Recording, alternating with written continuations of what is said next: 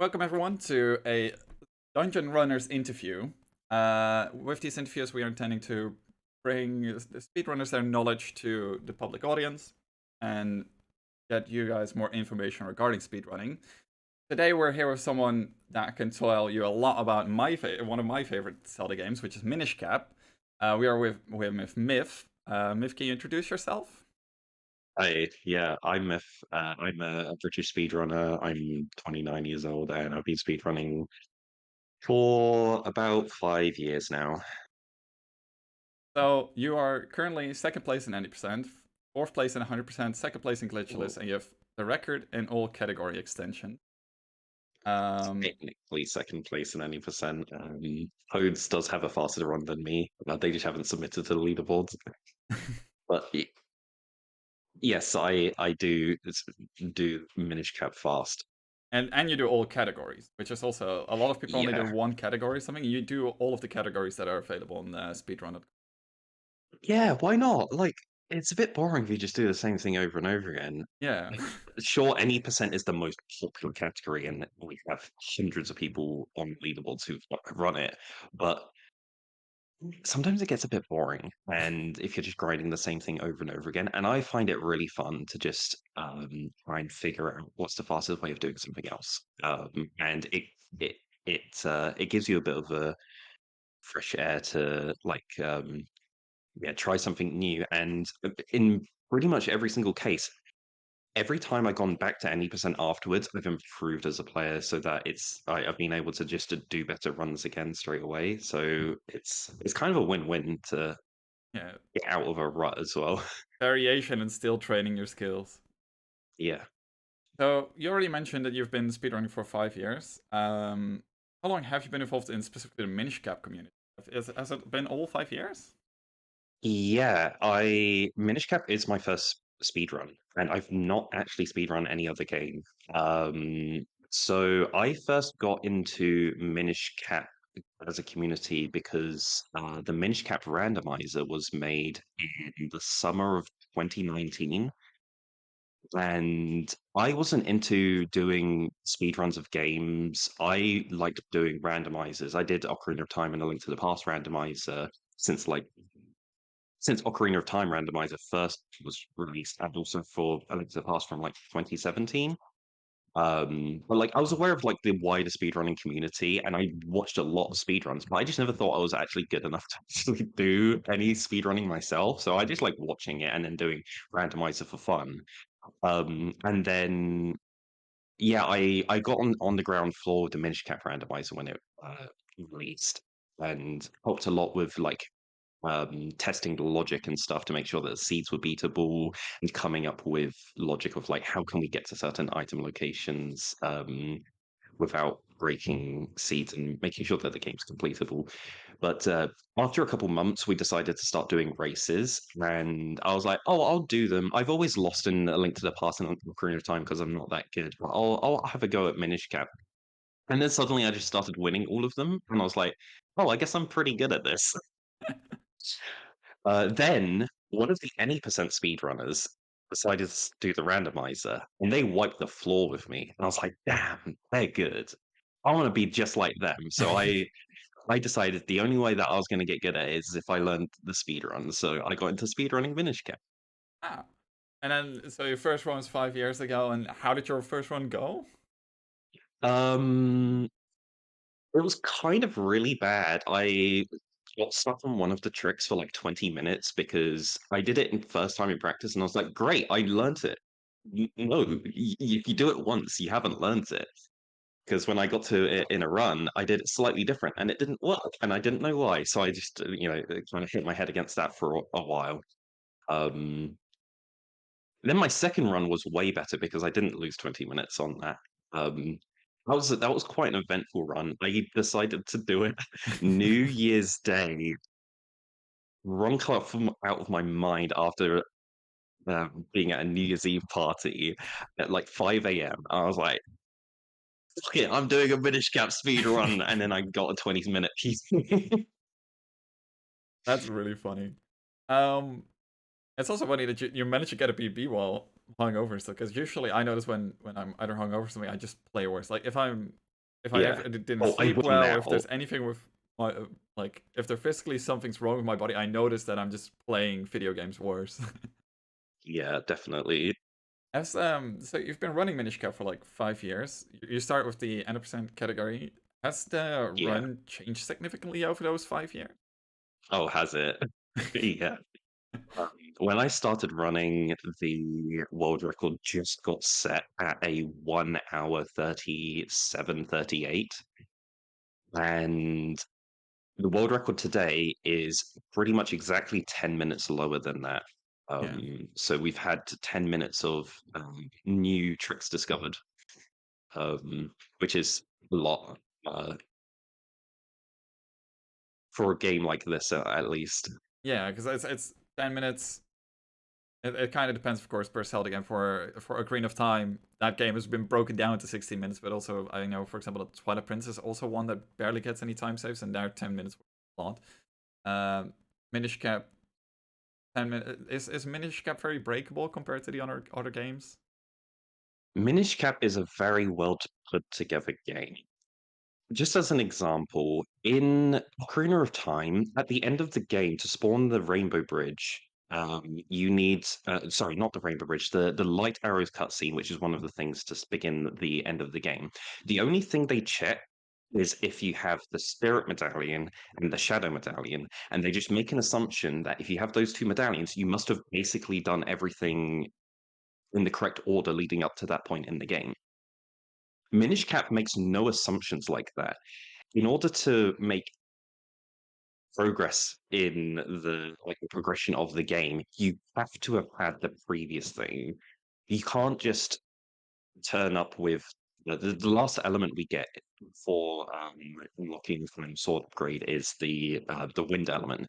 If you just give yourself the wind element, or if you like do some to like skip to that point and just get it, and then go and try and do the Flame Sword upgrade, it won't let you because it requires you to have upgraded your sword the previous times with all of the previous elements. So we don't really have a way of doing huge skips of game progression. Yeah. So it's that the code has been really well written in a way that like it just checks for everything else. Yeah. And so, So we'd have to be quite creative with what we do. So it turns out that a lot of the tricks that we have involve exploiting the level geometry. So the like how they've put the walls together in levels. Sometimes they accidentally expose a very small section of a wall that shouldn't cause any issues in regular gameplay, but we figured out a way of being able to push Link into walls at a certain distance, and at that distance happens to be enough to actually just like completely skip past these exposed corners and get out of bounds. yeah. So a lot of our tricks are involving doing out of bounds and other as exploiting other like seemingly innocuous game mechanics that in a very specific application let us break the game. Um, over the course of your time playing this, have there been any like frustrating tricks in the run that like because for example, I when I think of Zelda speedrunning, one of the most frustrating tricks that I always hear about is the morph hover in Wind Waker. Has there anything been like anything Yeah, like that in Minish Cap? yeah. So there has been two in Minish Cap. One happened back in 2018 that was luckily quite short-lived, and that was called Cutscene Ocarina Glitch. So there is a trick in the game called Ocarina Glitch, which can be triggered by playing the ocarina at certain points of the game. Um, the cutscene Ocarina Glitch variant of it is you play the ocarina the frame before a cutscene starts. That's a frame perfect trick. You have one frame to do it. If you miss it, it runs over. This is a game that's running at 60 FPS, so you have a 0.16 second window to hit. Um, sorry, 0.016 seconds. It's a hundredth of a second, basically. It's a very tight window, Yeah. and this is a trick that happens pretty much an hour and 20 minutes into the run, and no one wanted to do this trick. Yeah. No one. This was only if you're going for world record. So there were 3 people that ever did this. Um, Everyone else just ignored that it existed and basically had runs that were a minute and a half slower because of it. Um, and then the other instance of like a really awful trick is Octoclip. So in the water dungeon, it's a really long dungeon, but the main like puzzle of it is there are these 2 levers in the main room, and when you push them, they melt the giant octo boss, and then you can. Um, this is pretty slow, and there's cutscenes associated with them. However, the entrance to the boss fight is always loaded there. So if you can click past like this ice wall that's blocking you from being able to get to the entrance, you can just enter the fight immediately and then go and fight the boss. So we discovered a way of clipping out of bounds there, which is a really convoluted setup involving pushing a pot into a precise position, getting flying pots in that room to fly us and kill us the frame that we start pushing the pot, die, respawn, roll through, and then the moving pot that we started pushing before we died pushes us through the wall. Um, there are a couple of frame perfect inputs required in the sequence, and it is not fun.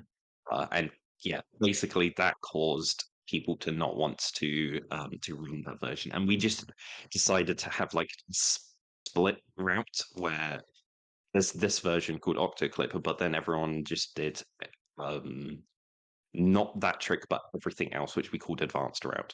Hmm.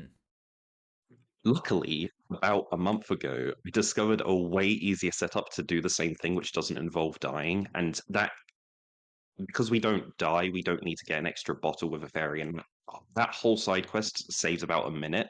So there's been quite the reprieve for the category. So any percent's in quite a good place right now. People are fairly happy with it. And we've had like 5 people doing runs and getting PBs in the last week or 2. So it's quite good news actually. It sounds like it was a trick that a lot of things had to come together for it to work out. So good Yeah. that I did one run ever of that route and I got it first try and then I just vowed to never run it again. that sounds really lucky. Um, have you yourself contributed any tricks to the run? I mean, yeah, this new one. This new one, I'm gonna- you saved the run. You have saved any Yeah. percent. Okay, so like I did a lot of it, but I'm not alone. Everyone who discovers anything in speedrunning is standing on the shoulders of giants. People in the past have found a lot of stuff, and you normally build on top of that.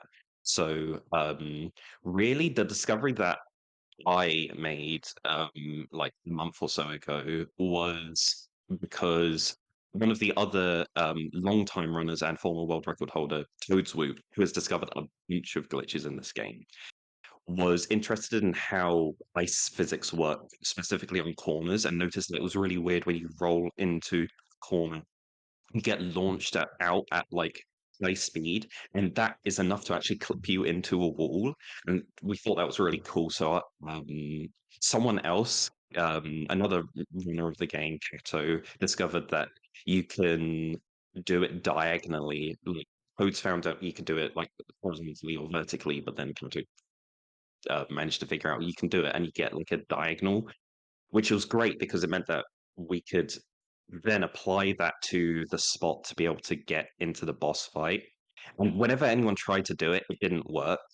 And I managed to fluke into it getting to work, and we had no idea how. And then we just had to spend like a couple of hours just like really in depth tests, breaking down frame by frame, looking at memory values, trying to figure out what the conditions to make this work. And I finally figured out the conditions to make it work. And then one of the other speedrunners of the game, PPL, figured out a movement setup to get to the exact right conditions to make it to work. So like it really was a group effort, despite me being the first person to do it.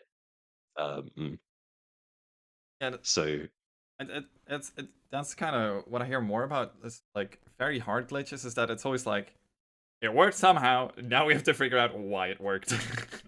yeah, Now this we have is to recreate basically it. on par with like variance Yeah. in Wind Waker, where like someone gets it and it's like, right, okay, we need to figure out how to like Duplicated. reproduce this with a setup. You get like one recording of someone with their phone Yeah, recording their Wii U gamepad. It's like, um, how has so one development, of course, that a lot of people probably do know over the last year is that Minish Cap came to the Switch.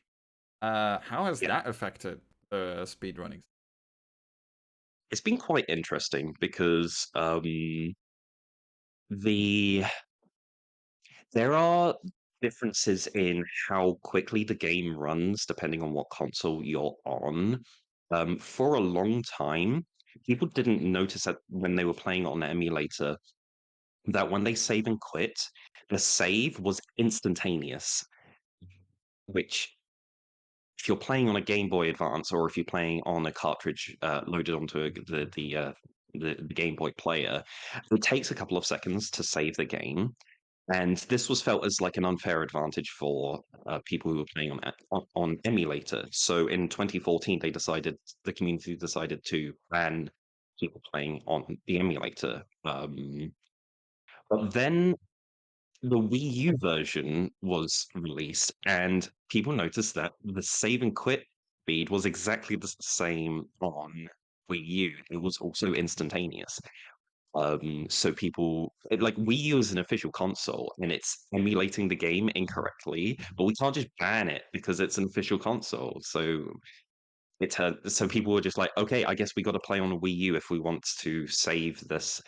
This time save accounts for like 20 seconds over the whole run because it's about 2.5 seconds every save and quit, and we do a lot of save and quits to at various points throughout the speed run.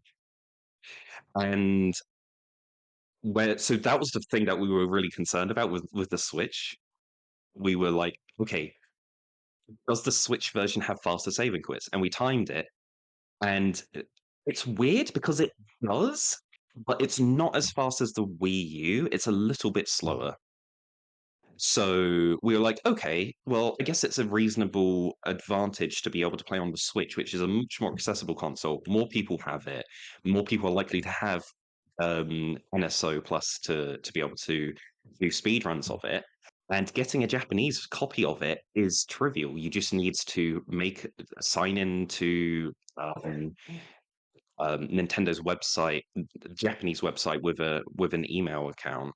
If you create a Japanese account, load that on your Switch, and then um, you can download the Japanese version of the game off of the Japanese App Store and still play it on your like Western account that has paid for an NSO. So it's like extremely accessible. It's probably the easiest way of acquiring and playing the game outside of the emulator. Yeah. Um, but then we didn't realize something for about a year until some of the other Game Boy Advance communities noticed that the games on the the Game Boy Advance doesn't run exactly at 60 FPS. It runs at 59.7275 FPS. That doesn't seem like much of a difference, but in 1.5 hours of a game, that accounts for about 30 seconds, which But is a big time that save. almost entirely makes up for the saving and quitting then. Yeah.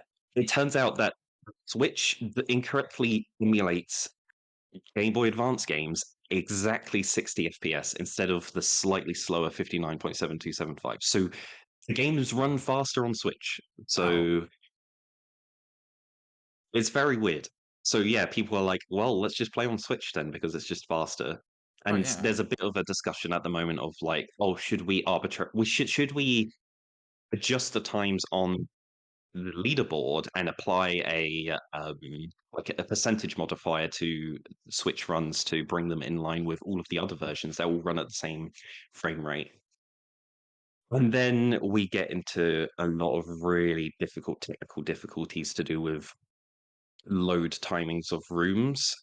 And it turns out that on every single console, every single room that you transition to in the game loads at different speeds. Oh dear. So it's extremely difficult to say which version is faster than what and by how much. Yeah. It So we're kind of just shrugging our shoulders at this point and going, it's about 20 seconds, but we don't know. Yeah, because it's I also know that some games on speedrun.com have two separate timers, one for your life split timer and one for in-game timer, but that's also probably not something you could do with Minish Cap, right? Because it doesn't have an Yeah, in-game time. there is no in-game timer. There's a raw frame count that we can do. Um, But that requires reading into memory, and it's Yeah. quite difficult. One of the other things that other communities do is they just split the leaderboards down console lines. So if you look at the Super Mario 64 speedrun community, they have different leaderboards for Wii, Virtual Console, N64 emulator. They're all on separate boards, so there's no cross contamination between trying to compare different consoles. That's not super applicable to our community because we're so small, each console won't have enough competition Yeah. for people to want to speedrun. This happened when we banned emulators in the past, and we're kind of it kind of killed the community for many years. About 4 years, the amount of competition in the community plummeted to really low levels, and it was only after a more accurate emulator came out that the community decided to then re-allow onto the leaderboards that there was a huge influx of new players that could start playing it now that it was more accessible. So we're like it's a balance, and we're balancing like inclusiveness and competitive inclusiveness and accessibility over um, Competitive integrity. Yeah. yeah, the integrity of like the size timings and just saying like it's better that people are enjoying and running the game rather than trying to really get into the nitty gritty of like how exact was the how exactly fast was this time. It has there been an influx in runners since it came to the Switch? Yeah, there was a few new runners last year that started playing after the Switch came out. Yeah, I also decided to make a tutorial for beginners immediately after the Switch came out because I thought, hey, if there's Best any time to capitalize time on it. to do it, let's just do it now. Yeah. Yeah. So we had it was kind of like three different things happened. It was like, yeah, the game came out on Switch. I made a beginner tutorial, and then I got a run in to Warm Quick. So Yeah. that all happened within the space of like 2 or 3 months, Yeah. and yeah, we got a bunch of people excited to join the community and learn to speedrun. Um So a lot of Zelda games have some weird stuff with controllers. For example, Ocarina of Time has a controller with notches. Wind Waker on the Wii U they use 3 different controllers. Wind Waker on the Game Boy on the GameCube has the Game Boy, and then you on Minish Cap emulator use a keyboard, just a Yes, computer keyboard. Why? yes. Because mm, it just feels the best for the precise inputs that we're doing. So Minish Cap, all of the inputs that we do to the game are purely digital. They're just on off. There's no analog sticks that we need to worry about with a lot of console games. So you can just uh, you know play on a keyboard. If you look at Super Mario Bros, the NES game, the world record holder runs on a computer keyboard for a NES game. Like, yeah, it's the yeah, there's just it feels so much more responsive playing on Yeah. a mechanical keyboard with the tactile feedback than playing with buttons. That's just me personally.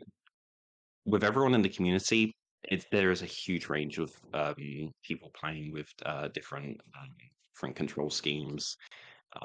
Some people play with like two different keyboards. Yeah, some people play with GameCube controllers and use the stick. They actually use the analog stick to do the instead of the D-pad. And yeah, some other people use various other like controllers. Like someone uses a PS3 controller, someone uses the Hori. Yeah, so there's quite a range of like different controls. I guess that's the benefit of So, being able to play on an emulator, right? That everyone can choose what's most comfortable. yeah.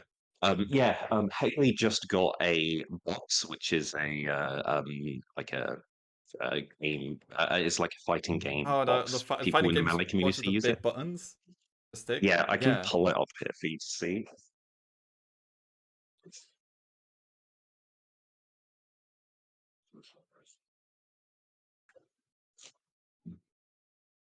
Here it is. yeah, You can see it's got the yeah, it's like an arcade machine. So she was struggling with keyboard a lot and got this and wants to use that for doing runs in the future. yeah.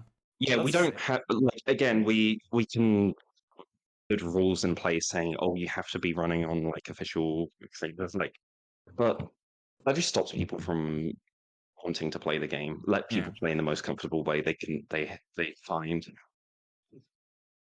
Um, you also switch, right, at some point during your. Or I think I heard you talk about you switch Yes. from keyboard to controller at some point. I I don't do that anymore, but when I was grinding, um, I would have both a controller plugged in to the game and a keyboard, and they're both important inputting onto like player one. So they're both controlling the game, but basically I play 90% of the game on keyboard, the thing I find most comfortable. The only thing I use the controller for is text mashing because during cutscenes, whenever there's text boxes on screen, we need to hold the B button so that the text advances quickly. But to make the text actually advance to the next thing, we need to do a button input, and it doesn't matter. You can do any kind of button input. So it means that the best way to do it is to just like mash your thumb into the middle of the D-pad and then like spin it around really quickly. So you're getting like a very rapid like spinning action on the D-pad, and you get the ideally you want to be hitting about 60 inputs a second. So yeah, so that you're getting like an input every frame, and then you never lose any time on the on cutscenes, and that's extremely difficult to do on a keyboard. And Yeah, it's quite you have to, it's really energy draining. Whereas if you do it on a controller, like the mashing technique I have on the controller is just like very um like it's very fast and it doesn't sap my energy. And at the beginning of the run, the first 10 minutes are just really long cutscenes with lots of text boxes. So you don't want to get tired after just starting the run because you've still got an hour and 20 minutes left especially if of you have to reset really in the hard beginning. tricks. Yeah, exactly. Yeah, It's not a fun thing to do. So that was just for like just to make and that's if you want to get a perfectly optimal like first 10 minutes where you save a couple seconds. Um I kind of decided to stop doing that a bit and just do normal speed text mashing on my keyboard, and I end up losing like 2 3 seconds over what I used to be able to get in the first 10 minutes. But that's kind of a time loss that I'm willing to accept at this point because 2 or 3 seconds doesn't really matter in the grand scheme of things when the speed run's an hour and 30 minutes and Yeah, world record is like 2 minutes away, so it's not going to stop me from being able to fight for that. yeah.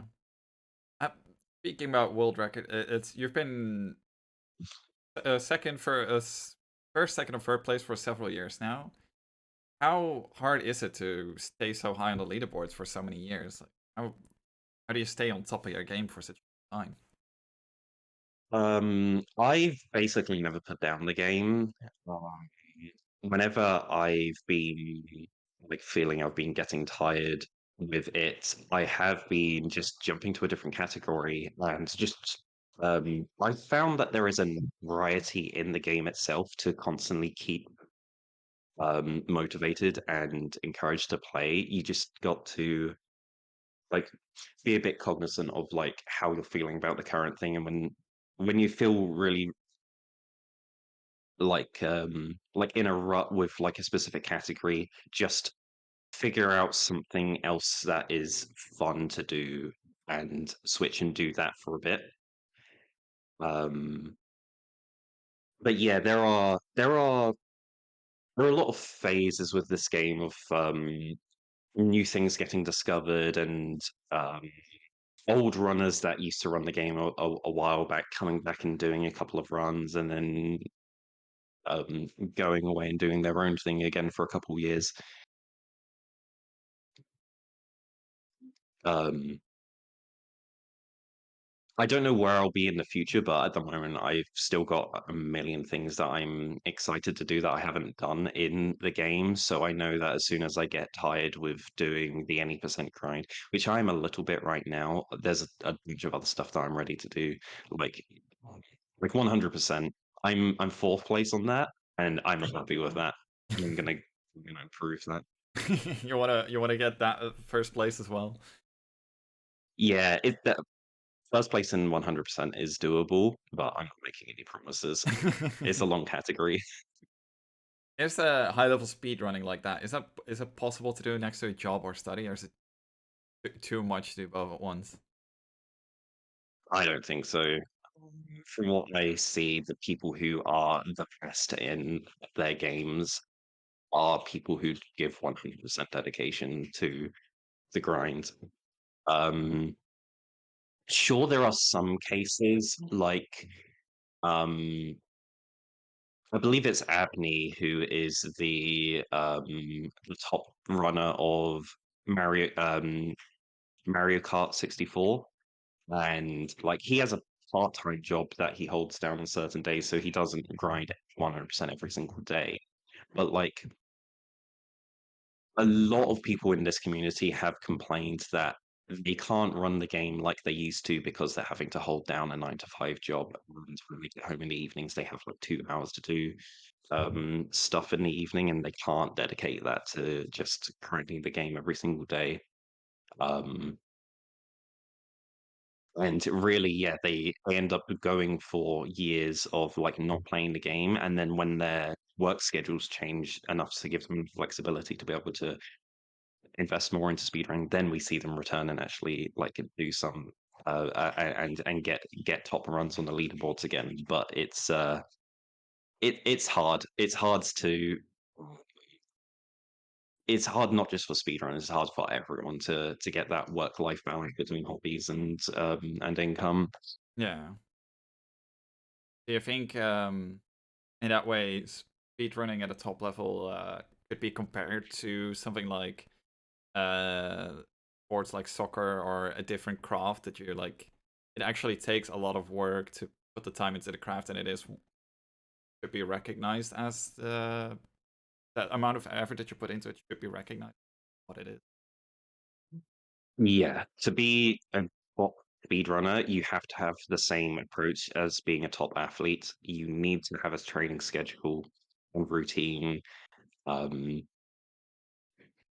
and yeah, you have to have that like psychological disposition to like no matter how much you get kicked down and like things seem too tough, you just keep pushing through and trying to. It's all about self-improvement. Sure, you can compare yourself to people that are like way better than you at the current moment, but like if you're seeing growth and improvement in yourself, you keep using that as motivation to keep pushing yourself forwards.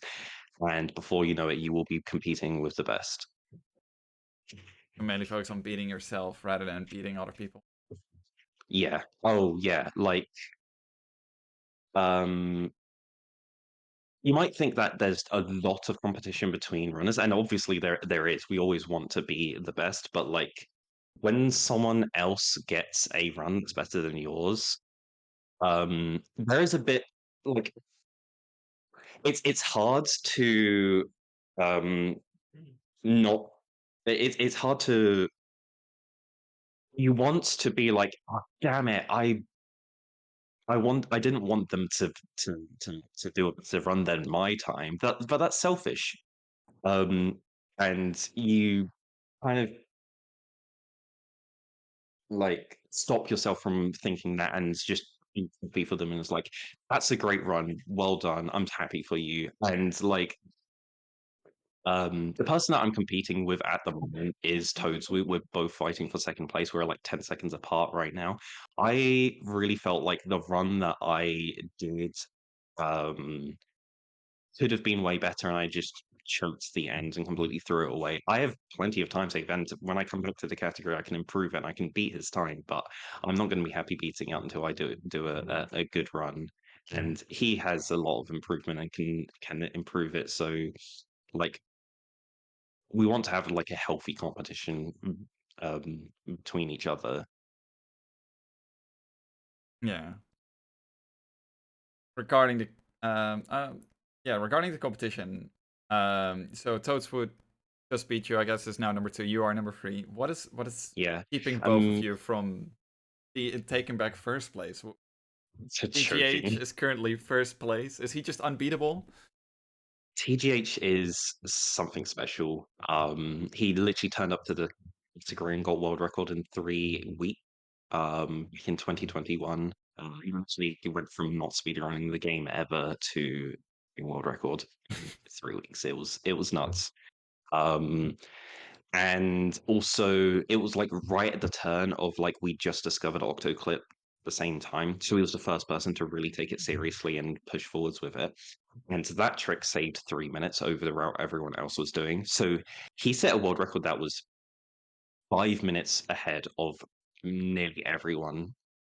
Um, and I think it did kill a lot of people's motivation. It's like, damn, the world record was changed for the months prior. World record was a toss up between a bunch of different people. It was rapid. Every week, a new record was getting improved by like 10 seconds or so. And then he just brought the skill level to just another level. Just the He had extremely optimized golds throughout the whole game. That was way better than anyone else's. And then in his world record run, he golded about half the splits. It was one of the best runs of this game ever.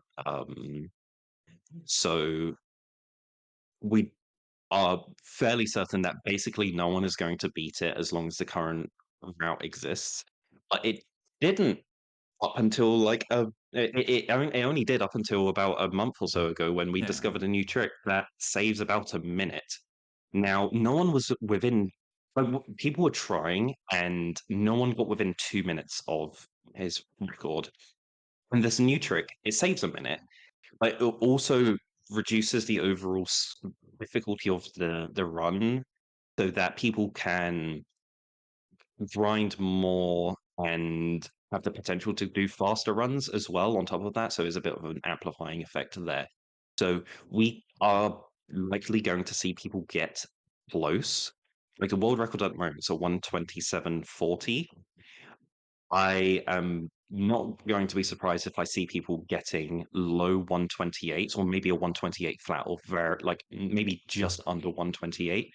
But beating that 127.40 is still going to be an absolutely monumental challenge with the current state of the game.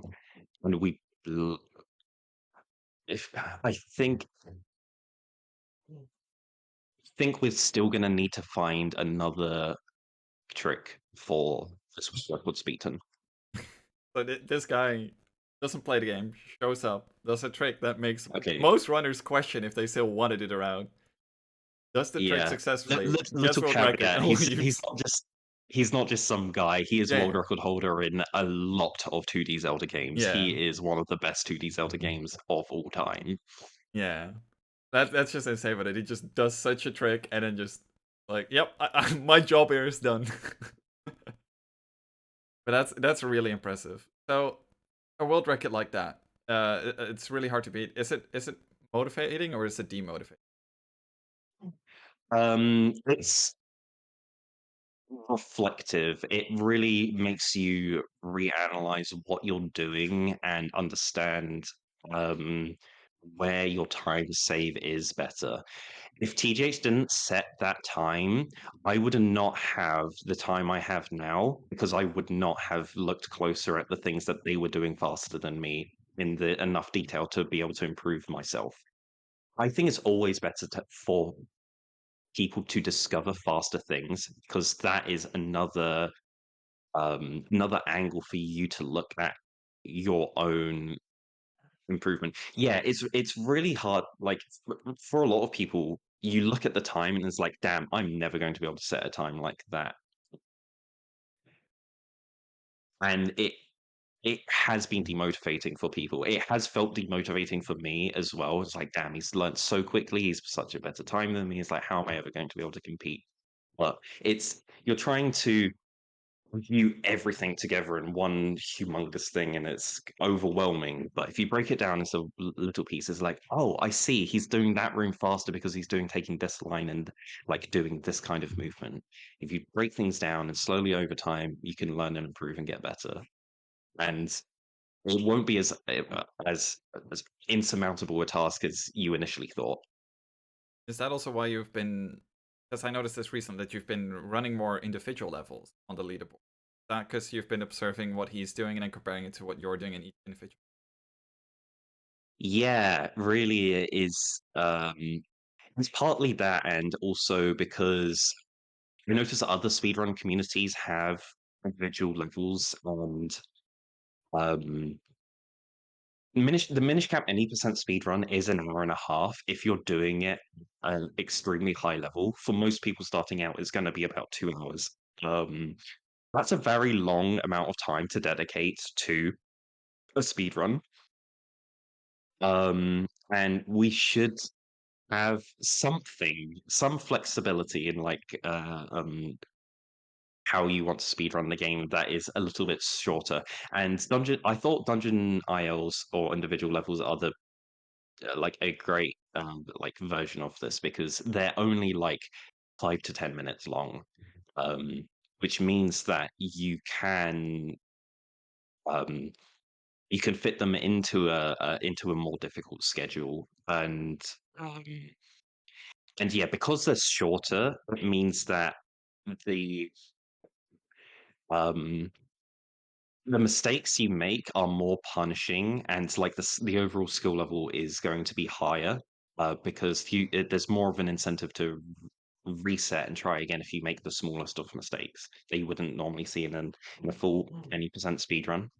So as like an example for this is the Palace of Winds IL the first room is just RNG fest. It is you like 95% of the resets in that category are just in the first room because you just do it and if you don't get perfect RNG on there's a bunch of enemies flying around all over the place. If you don't get perfect RNG on the enemies, you just reset and then you start again. But it's 10 seconds into the beginning of it, so it's not a huge deal. Um but then once you get past that point, then it's like, okay, there's basically no RNG for the rest of the dungeon. We'll just try and play perfectly. Yeah. Um. And yeah, definitely like narrowing your focus onto a specific thing like the dungeon ILs and focusing on like specific rooms. Once you've got really good at doing that, then when you go back to doing full game runs, you're just going to be able to gold and set way faster times and improve a lot faster than if you were just monotonously grinding the category over and over again. It I can imagine it's also nicer practice to do the action-packed sequences without all of the tech smashing in the dungeon. Because there's Yeah, the especially I the think dungeons are the action-packed parts of the yeah. run. Well, there are some things in the overworld that are interesting, but there are a lot of overworld sections which are boring, and we wish we could cut if we could find a way of skipping them. Yeah. Um Regarding the what we talked earlier a little bit about, of course, that people find it hard to balance a job with speedrunning at a top level.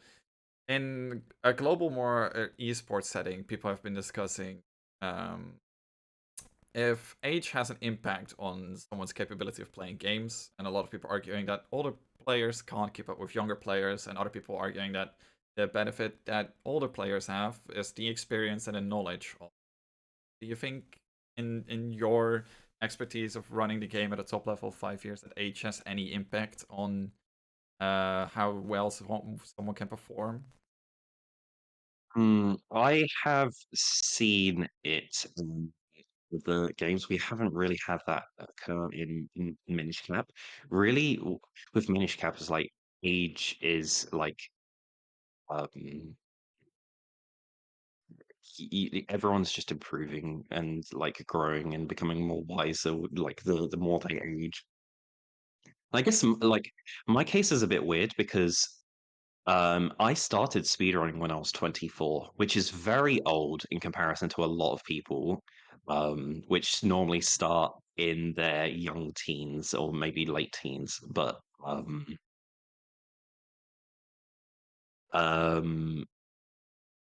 I'm there's definitely like a physical advantage of younger people are definitely um, like have like faster reflexes and like better perception so they can hit the frame perfect tricks more consistently um and also there's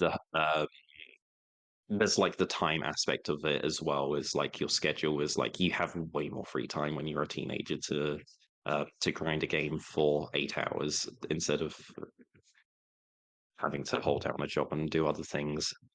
um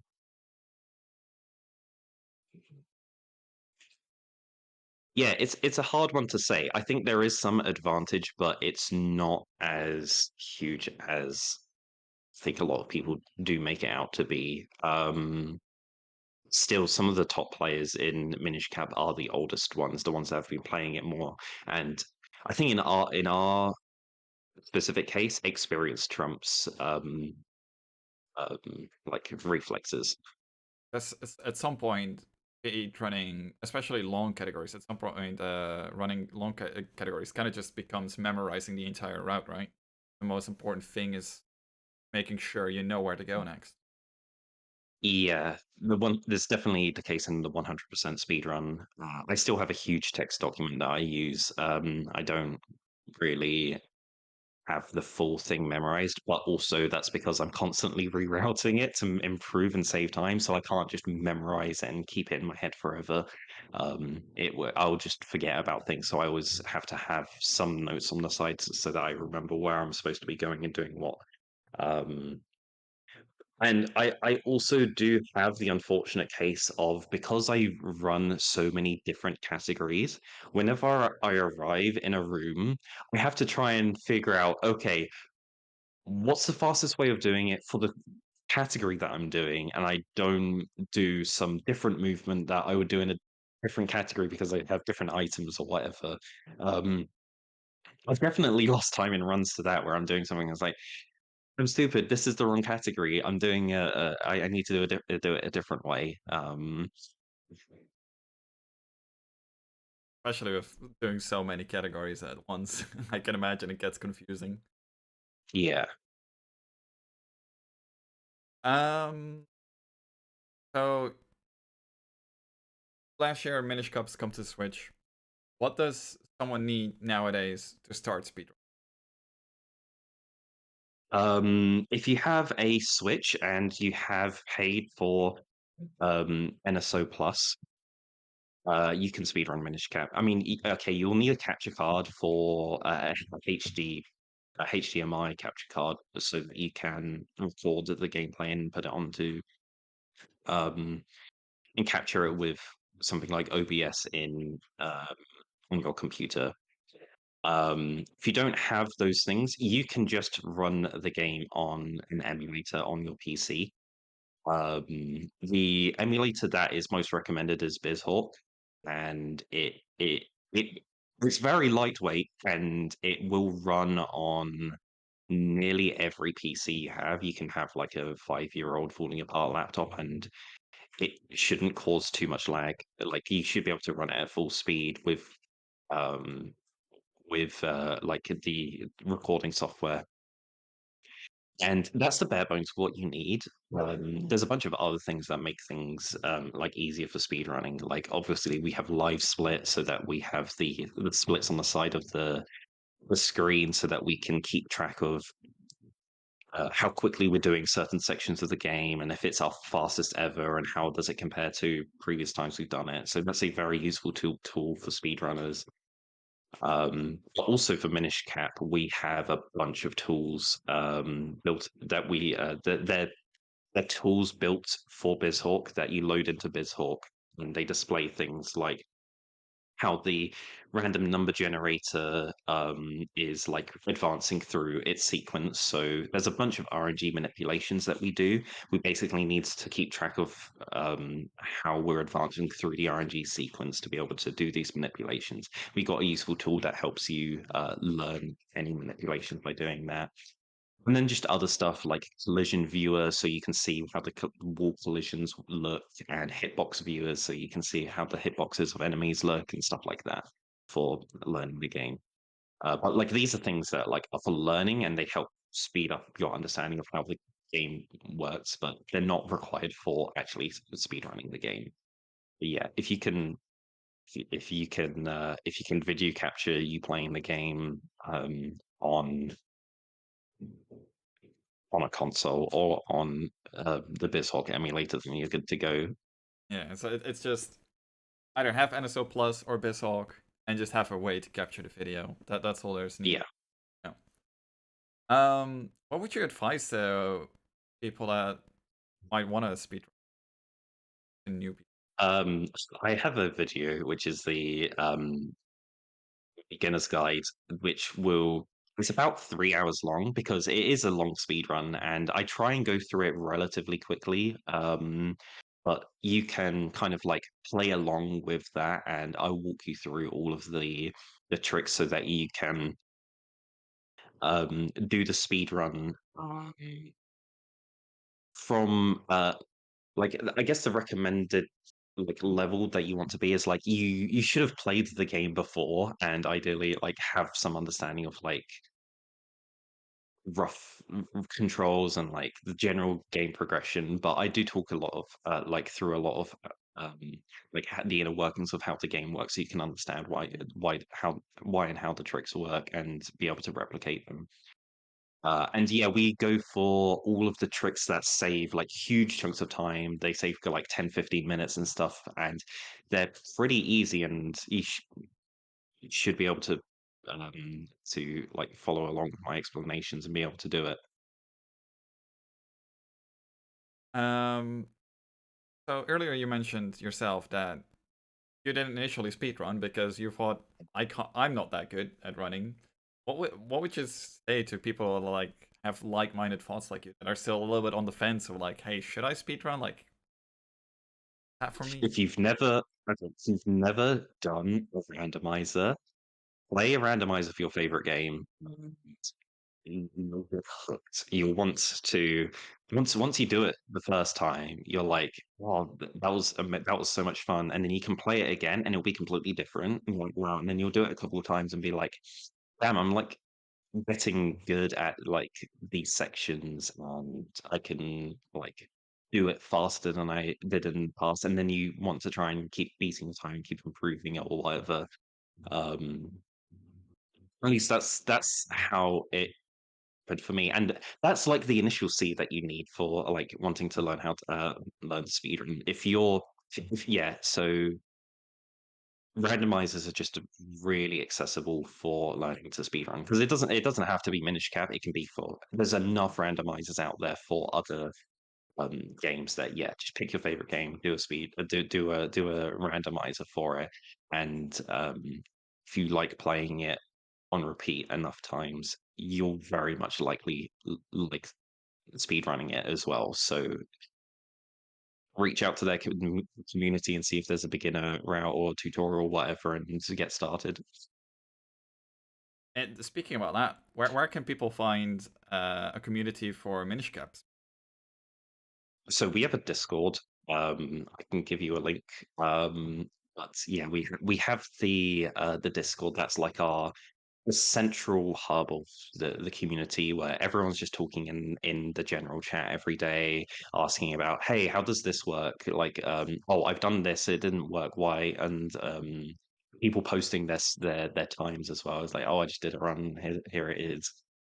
And we've got like a stream bot in there as well. So whenever anyone starts a speed run, people can see it and then they go into the Twitch stream and say hi and good luck in the run and so on. Um, and yeah, in the Discord as well, we have a bunch of info channels with links to all of the resources you need, all the videos for all of the tricks, and we've got a website as well, which is kind of like a mini wiki style page, like website that we try and keep information for all of the tricks on there, like historically, like who discovered things, how things work, and stuff like that. Yeah. Cool. I don't think many other games have their own website. I think most of them refer back to speed. Yeah, I guess Um, it's that Super Mario 64 has Wikipedia that is close to a wiki style website, but yeah, having looked at a couple of the other Zelda games, it can be a bit tricky to get into speedrunning. It used to not be the case for this in Minish Cap, and I've tried to improve it as much as possible to so that people can find information relatively quickly and painlessly. what sets Minish Cap apart from other Zelda games in terms of the run? It's Um, so Minish Cap is very similar to the other 2D Zelda games, and pretty much everyone who runs the other 2D Zelda games say that they just really like the movement in Minish Cap because the one of the defining things that separates Minish Cap from the other 2D Zelda games is that Link can roll, and it's just like a speed boost so that you can go faster through rooms. Instead of just holding a static direction, you're rhythmically having to press the roll button to like time your rolls through rooms, which is more entertaining for you from speedrunning it than if you just held a button to walk in a straight line. But also, rolling means in the middle of your roll, you're invulnerable to damage, so you can roll through enemies. So there's a lot of skill components to that as well as like we want to time our rolls to dodge enemies when we can. Um, but yeah, a lot of the tricks end up being pretty similar to other 2D Zelda games. And really, the 2D Zelda games are very different games to the 3D Zelda games in terms of just like raw like controls and mechanics and stuff. Uh, it's just the theming, the franchise that plays them together. rolling is so common in 3D Zeldas that I think a lot of people like wouldn't even realize. Like they probably know that you can't roll in some of the older 2D Zelda games, but when you say it out loud, it's like, oh yeah, you're actually if you're playing A Link to the Past, you can't roll. If you're playing Link's Awakening, you can't roll. Like it's you know it, but you don't quite realize it since it's so common in the 3D Zelda games. Um, what makes is there anything in a glitchless or any percent route that currently makes it appealing to new people? Glitchless is a hard sell because Minish Cap is hard, especially at the very end of the game. Like it's a complete linear progression of like the beginning is dead easy and is quite boring. It just gets harder and harder and harder and harder until the end of the game where you're just like fighting for your life and trying not to die. And yeah, so glitchless is very much the category for people who are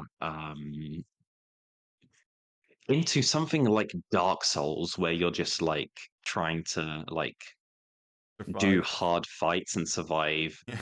as opposed to any percent, where you don't really care about your health in any percent. In fact, in any percent, we intentionally take damage because we need to do death abuses, so we need to be on low health so that we can die to do tricks. And the skill check in any percent is very much can you do the button inputs to do the tricks? Um, Yeah. So the glitches run is for the people that like the combat and want to try and survive, and 90% routes for people that yeah, actually enjoy tricks and want to learn how to do the tricks as fast as possible. yeah. Um, so you are also a mod on the speedrun.com page for Minish Cap. Do you have any Yeah. advice from that perspective for new runners for Minish Cap? Please record at 60 FPS. It makes our life easier.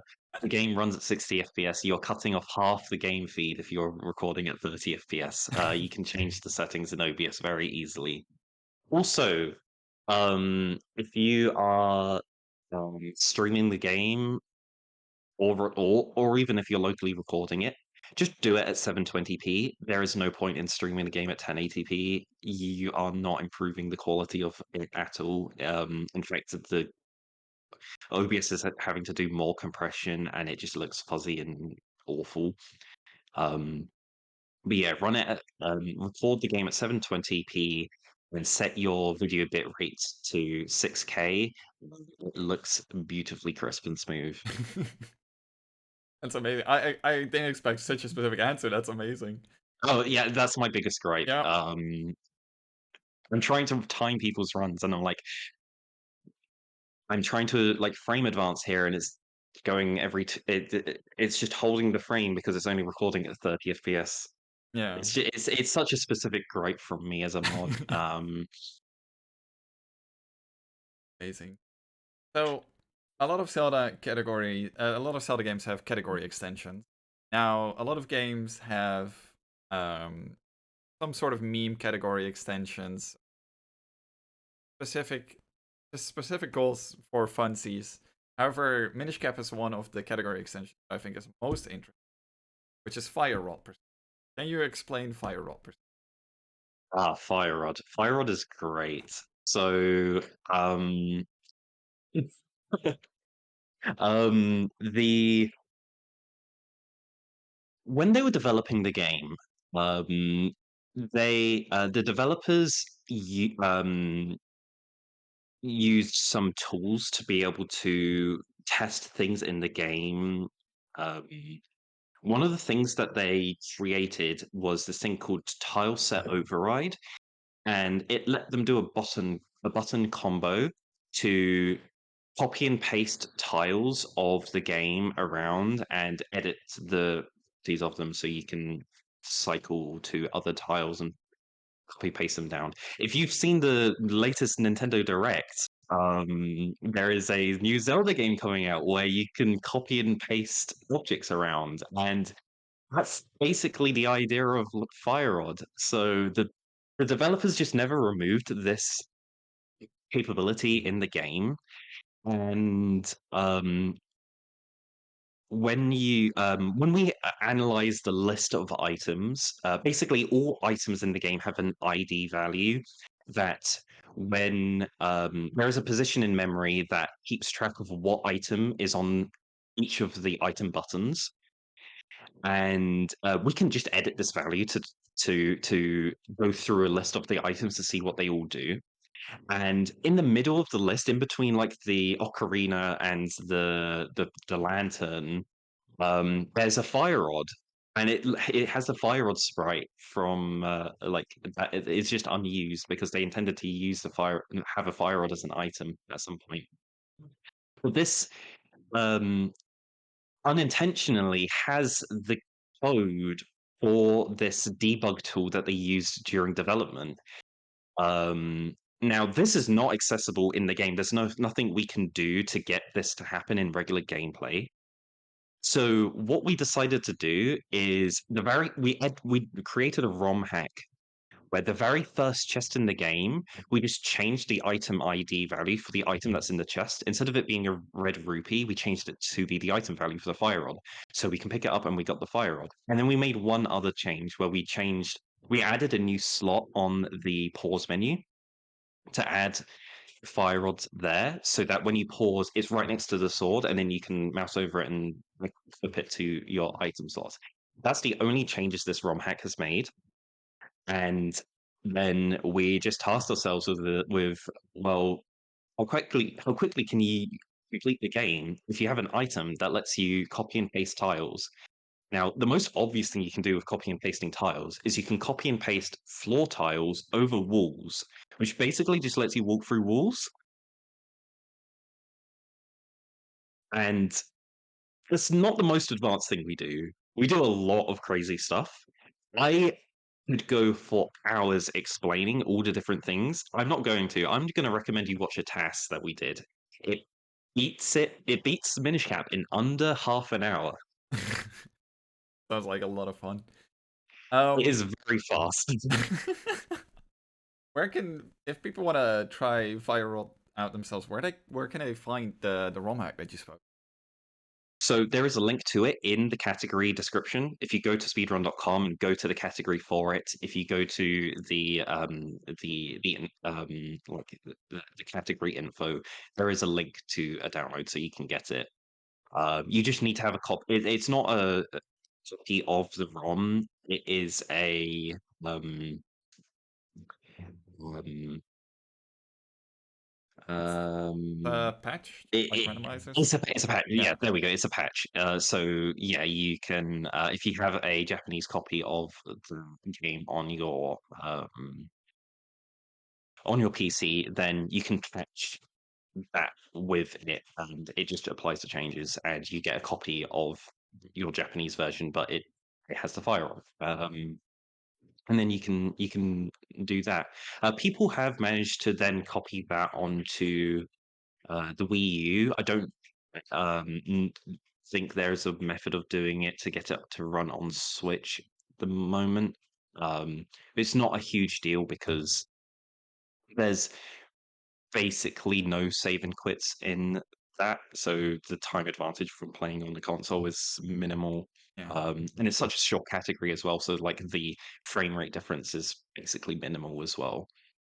Would you suggest people to play around with Fire Rod if even if they are not intending to speedrun, to just play around with That, it? that's to your own peril. It is extremely easy to softlock in a way that is unrecoverable. So save often. Um, and if you ever get stuck somewhere, don't save. Just reset back to this place that you definitely saved before. That is safe because sometimes you can get stuck in a bad place and try and do a save and reset the game and then load back, but then you're just stuck back in that save that stuck position, and you're just permanently soft locked, and there is no way out for you ever. So you have to just delete the save instead of the file. But yeah, no, the fire rod's great for exploring the game, going out of bounds and seeing how the game is connected together.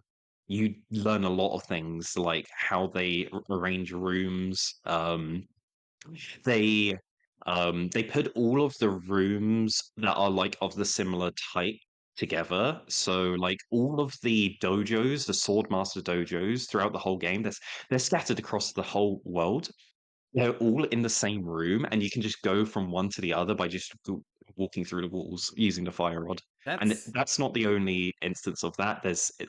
It's like if you've ever seen a Majora's yeah. I Mask was gonna say speedrun, that all of sounds the like fairy Majora's fountains. Mask fairy fountains, right? Yeah. Yeah, it's not just that we do it for a lot of places. All of the Minish houses are all connected. All of the overworld big houses, they're all connected as well. Yeah, our fairy fountains are also connected. Yeah, there's a lot of interconnectivity, and it has turned Fire Rod into a amazing puzzle where we had to figure out is like what's the fastest way of like it's so unintuitive, some of the route that we do, because it's like, "Why are you going over there?" And it's like, "Oh, because that room is connected to that room, which is right next to where we want to go." Really cool. Um, so you already mentioned it earlier. You got hooked by this game because of the randomizer. Where can people find the randomizer? Is it also the Discord?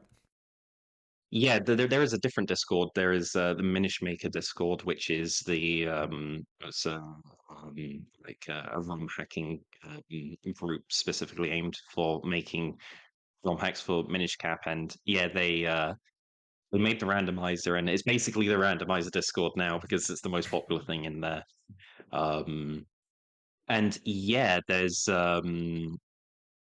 we released the 1.0 version of the randomizer last year, about a year ago. And there is a bunch of cool stuff in the randomizer. It's not as extensive as some of the randomizers like Ocarina of Time and Link to the Past because we are a small community and we don't have that many people working on it. It's a really difficult like development process to be able to get loads of stuff added. Well, we've got quite a lot of things. Like we've got dungeon entrance randomizer, so all of the dungeons are like cycled around despite like, but we don't have full overworld entrance randomizer because Yeah. that's more complicated. But there's there's a bunch of settings. I can't go through all of them. That it's huge. There's all keys randomized, and various different item types, and how you want to randomize the like dungeons. You can make how like what's the requirements to beat the game.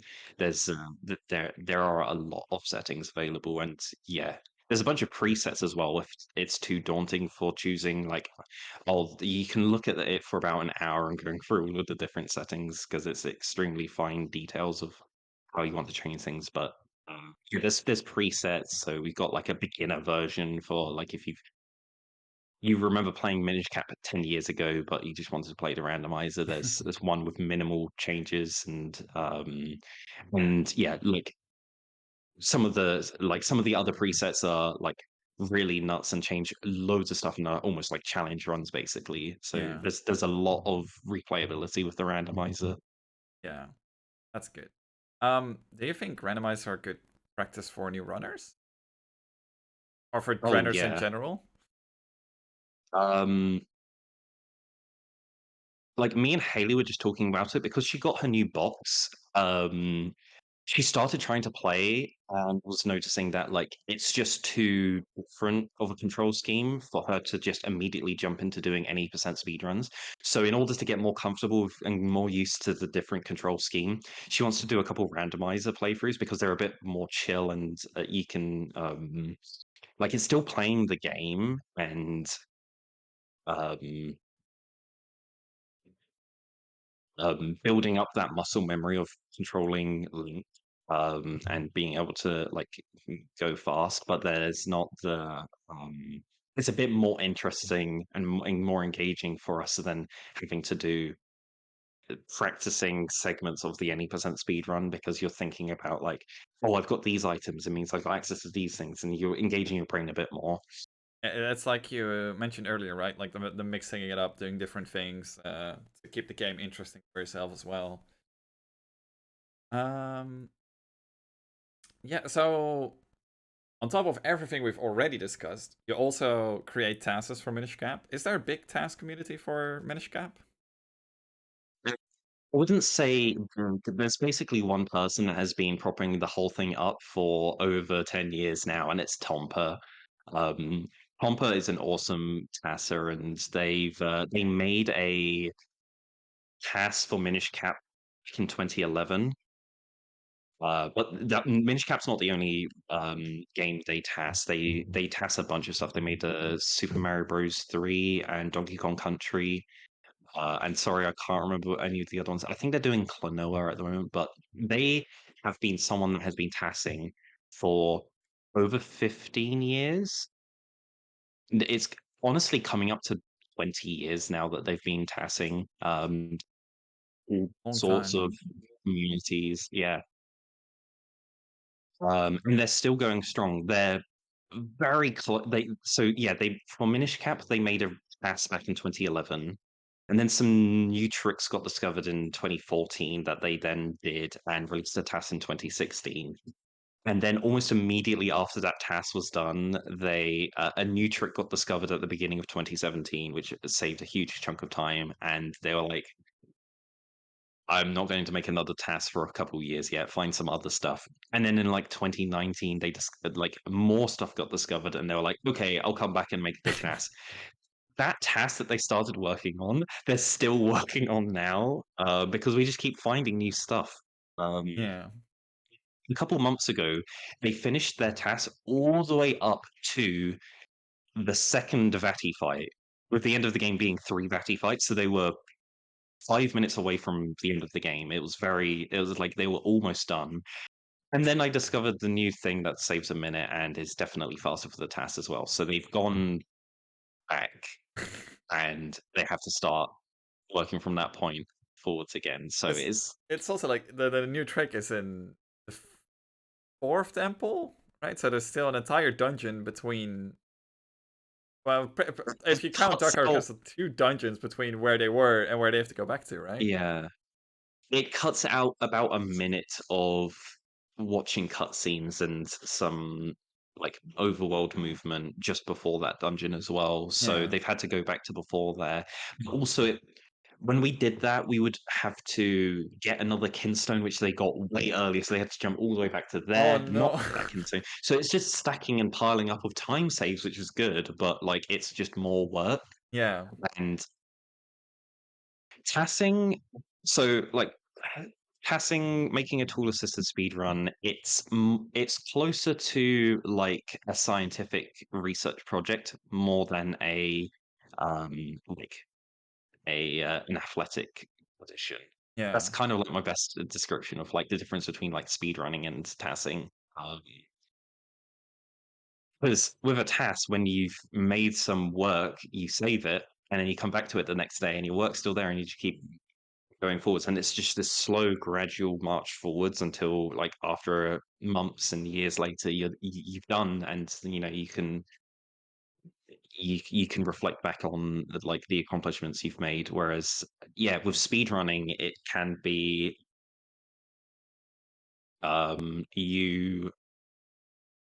you get these like lurches forward in like advancement, but you have to like constantly put like time and effort in, and Yeah. when you stop practicing, you kind of like degrade a little bit and like fall back, and then it's going to take time to when you come back to it to return back to your previous like performance level.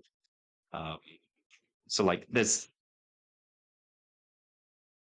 it's an interesting like comparison that happens when you do a bit of both, like how like it um I find it satisfying in both ways, because sometimes I do feel like I am not making progress when I'm trying to do speed runs, and I feel like when I'm working on a task, no matter the and no matter what I'm doing, I am making progress. Yeah. That's like just sounds like also a very rewarding experience once you're done. Yeah, All of your collective it's research accumulates into this one beautiful thing. it is a bit of an arduous process because it takes so long, and it can't be rushed, because if you rush it, then you lose time. Yeah. You have to test every single combination of button inputs to see what is the fastest way I can save a frame on this this last roll in this room, and you're there for like 20 minutes, and like, yep, I have verified that the first way I did it was in fact the fastest, and no other combination of button inputs is faster. Time to move on. You already mentioned the fire roll task beforehand. Is there any other tasks that you Yeah. would recommend when it comes to Minish Cap? Um, yeah, Tompa had their 2016 task, which is the most up to date any percent task. Um, really, making fully optimized tasks is a little bit too arduous for me to do for a full game run. So I end up doing what are called low TADs, which are low optimization tool assisted demonstrations. It's basically a task, but we can't be asked to pour in a year to making it, so we do it over a couple days. Yeah. Um, and it's just a demonstration so that you get the idea of uh, route, so you can see what the idea is. But like, sure, we're losing 5 frames on mistiming a roll or something, and but we just kind of gloss over that and ignore it because it's more about the overall big picture of what it's demonstrating. So I've done a glitchless human theory test where I was like, okay, using human viable strats, what's the fastest way we can do this? And it was like 15 minutes faster than the world record at the time. And we were like, wow. And then TGH looked at that and was like, oh, I'll just try and do these. And then they basically halved the gap on their own. Yeah. So it's the ones to watch are the fire roll tasks, the 80% task from 2016, and your glitchless human theory. Yeah, keep your eyes out because the new any percent task should be out in the next year. Well, to keep an eye out on that. Um, yeah, like the release of TASs is like a movie being released at the box office is kind of like that kind of schedule. The YouTube premiere and everything. Yeah, yeah, definitely. It'll like everyone's going to have a huge watch party, and it's going to be great fun. Yeah. I think I've gone through most of my questions. Is there anything else uh, you would like to say about Minish Cap or about the speedrunning experience?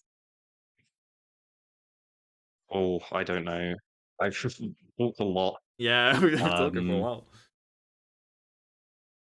um, Anything you would like to shout out?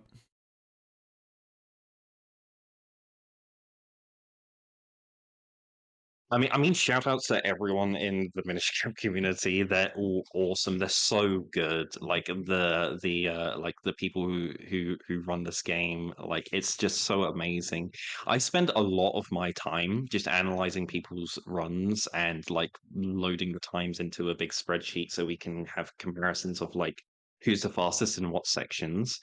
And yeah, it's just so amazing seeing some of the like sections people do. And I was like, wow, that's so fast. But yeah. So everyone who is running the game is awesome. And yeah, definitely join the Discord so you can see when they're streaming and you can watch some Minish Cap speed runs live because it's a bit hot at the moment.